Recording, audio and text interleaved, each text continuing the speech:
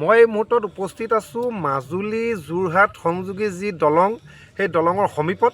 হয়, আপোনালোকক দেখুৱাবলৈ লৈছোঁ এক সামগ্ৰিক পৰিৱেশ কিদৰে 2021 চনতে নিৰ্মাণৰ দায়িত্ব লোৱা চৰকাৰ আৰু যি নিবিদা লাভ কৰা কোম্পানীৰ হেমাহি আৰু তেখেতসকলৰ অপাৰগতা অদূৰদৰ্শী চিন্তাৰ ফচল হিচাপে আজিকোপতি এই দলংখন সম্পূৰ্ণ হৈ নুঠিল।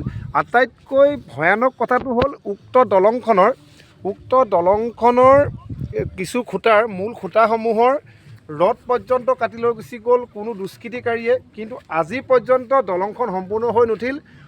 হয় কেতিয়াবা আপুনি শুনিব ফাণ্ড নাই, পইচা নাই, আৰু কেতিয়াবা আপুনি গম পাব যে উক্ত দলঙৰ মিস্ত্ৰী নাই, নিবিদাৰ খেলিমেলি হৈছে, নীতিন গাডকাৰীয়ে যদি ব্যৱস্থা লৈছে।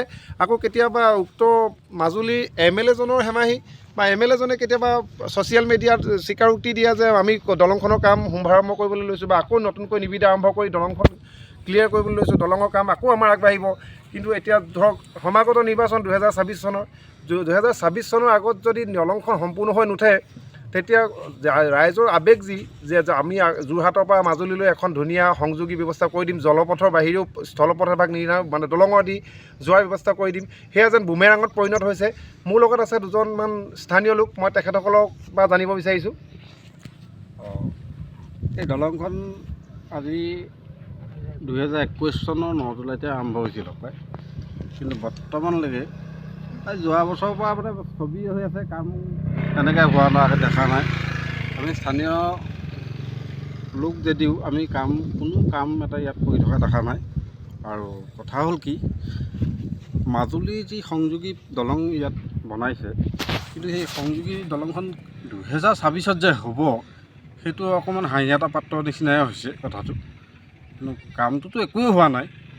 বৰ্তমান আমি খুঁটাৰ ওচৰতে আছোঁ, আপোনালোকে দেখিছে খুঁটাবিলাক, কিন্তু মই ভাবোঁ কোন কোম্পানী পৰিছে এতিয়া বৰ্তমান নাজানো, কিন্তু সোনকালে হ'লে ভাল হয়। কাৰণ মাজুলী আৰু যোৰহাটৰ যিটো সংযোগী সেই বস্তুটো হ'লে বেছি ভাল হয়, কাৰণ চব মানুহৰ যাতায়াতৰ সুবিধা, কমিউনিকেশ্যন।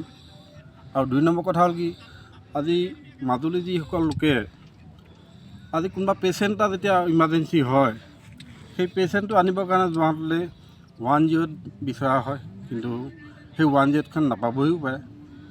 কিন্তু এই দলংখন যদি সোনকালে হৈ যায় তেতিয়াহ'লে অন্ততঃ সেই মানুহখিনিৰ কাৰণে বহুত সুবিধা হ'ব বুলি মই ভাবিছোঁ। হয় 2026 চনতে হোৱা এই দলংখন আজি পৰ্যন্ত হোৱা নাই। নিবিদা যি কাম কৰাৰ কথা আছিলে, আমি এতিয়া দেখিছোঁ একো কামেই হোৱা নাই।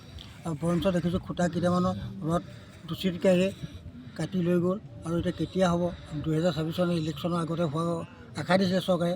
এতিয়া কি হ'ব ৰাইজে আশা কৰি ৰাইজৰ দলঙৰ বাট চাই আছে।